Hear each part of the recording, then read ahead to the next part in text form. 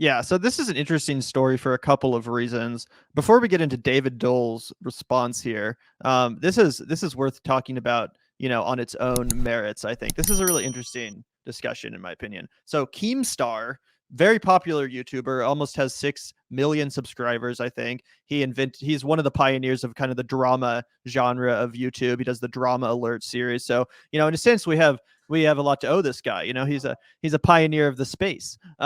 Anyway, he does a lot more kind of normie, mainstream drama content, different YouTubers beefing, all this kind of shit. He says, if you watch CNN or Fox, you are probably radicalized. Trust me, give Breaking Points a try. I've been watching these two for news back when they worked for another company, talking about The Hill. Both of them are a tad left leaning, but they are fair and logical. I trust them. So again, this is worth talking about for a couple of reasons. First of all, a lot of people have, said in the comments and have quote tweeted this and been like, this is a huge L for Saagar and Krystal.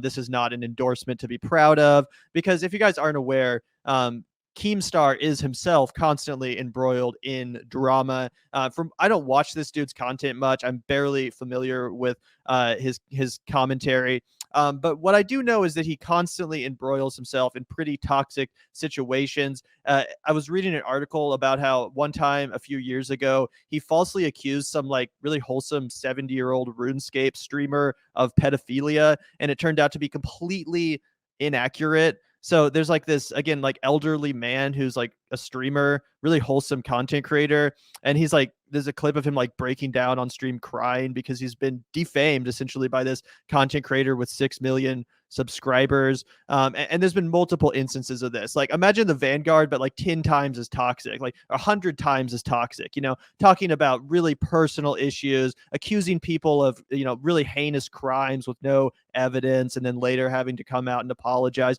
This has happened over and over and over again in Keemstar's career. So again, he's very compromised. His reputation has been severely compromised over the last 5-10 years or so.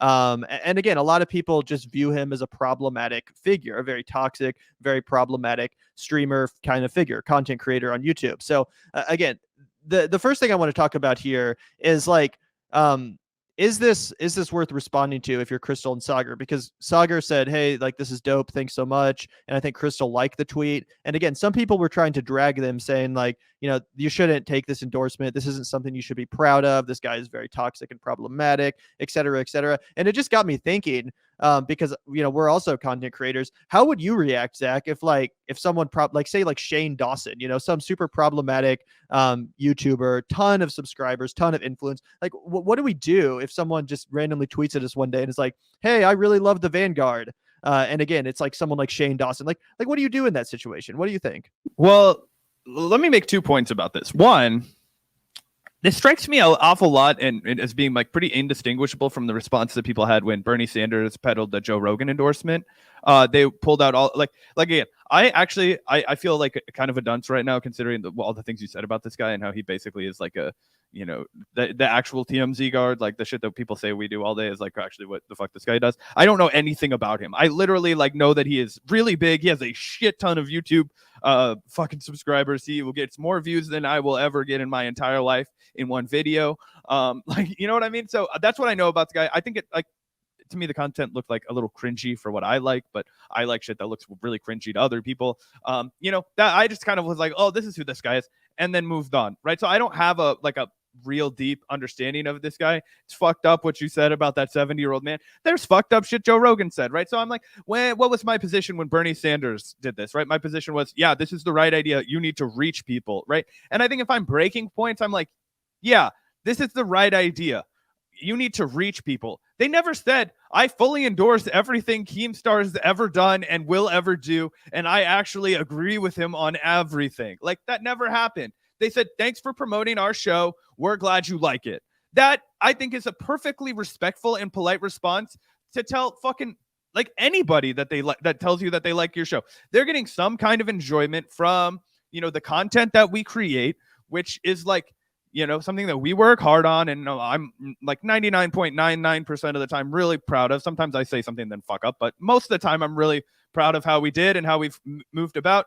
And if somebody tells me that they like it, I say thank you. I say I appreciate that you tuned into our show and liked it. Even when somebody comes in and is like, hey, I think you guys used to be really cool, and I hope you eat a bag of dicks now because you suck now. And we'd be like, well, we really appreciate that you tuned in and, you know, you watched our show, and, you know, I get it. We disagree on things now. Like, Gavin's way better at doing it than I am, but, you know, he's always nice to people that, you know, I would just be like, yeah, fuck off, asshole. But no, you know what I mean? So I think about it that way. I also think about the little bit of backlash that we've gotten from parts of our audience for the guests that we have chosen to kind of like, you know, oh, these people have given us a stamp of approval, and for whatever reason, our audience thinks that they're extremely cringy on either side. So let's give two examples. Two people we've already talked about on stream today, right? Ryan Grimm and Glenn Greenwald. Now, they repel the exact opposite sides of the internet, and we have maintained firm in our understanding of our show and our willingness to talk to both of those people, regardless of our intense level of disagreement with them. Like, I have massively disagreed with Ryan Grimm so much that he will like fucking send. Like, I don't want to talk about it, but anyway, we've massively disagreed with the guy, and he'll still come on our show and talk with us, right? I massively disagreed with Glenn, and he'll still come on our show and talk about it. I'm about to disagree with Glenn a little bit today, actually, and I still, when Glenn tweets out one of our videos and it's like, hey, I really like this, I say thank you, Glenn, because nobody asked me at any point, do you agree with every single thing Glenn Greenwald has ever tweeted? Like, the answer is obviously no. Glenn doesn't agree with everything I've ever tweeted or said. I guarantee you that. That's very like odd threshold to have before just being polite to somebody that has a massive platform and is going to do you a career boosting favor. So I try and balance all of that and say, like, how do I react in any of those situations? If Ryan Grimm or Krystal Ball or Brianna Joy Gray or anybody tweets out our show, you know, that's relatively friendly to us, but we've been critical of them before, I'm gonna be like, thank you so much, right? Like, I don't agree with Shoe on Head on everything, but I thought it was so fucking cool that she knew what our show was and that she followed us on Twitter and everything. And it's like, I mean, and it's like, I don't think any of those people would give a shit that we don't agree on literally fucking everything. Like, who cares? And obviously some of those things that we disagree on are like vary in severity. But I don't know. I feel like in this point, it's completely dumb. And it just kind of makes you look like a finger wagging, like somebody that you don't want to be friends with, right? You're looking for applaud points on the internet from other wokes, and you're not interested in reaching that broader audience. And I think that, you know, while people will try and reduce that into like, oh, you just want a red-brown alliance, you just want to work with like no, but I want to reach regular fucking people. And if this dude has 6 million YouTube subs of people who are just watching drama content about YouTubers, I bet their minds are still pretty free to be molded about politics. And you know, if I'm either Krystal or Saagar in this situation, at the very least, I favorite the tweet. I might not retweet it if it's somebody that I found super unsavory, but just being polite and being like, thanks, bro, appreciate the shout out. I would do that if Joe Rogan tweeted out our fucking show. And I have personally screamed about that man. Like, you know what I mean? He pisses me off sometimes, and you know, it is what it is.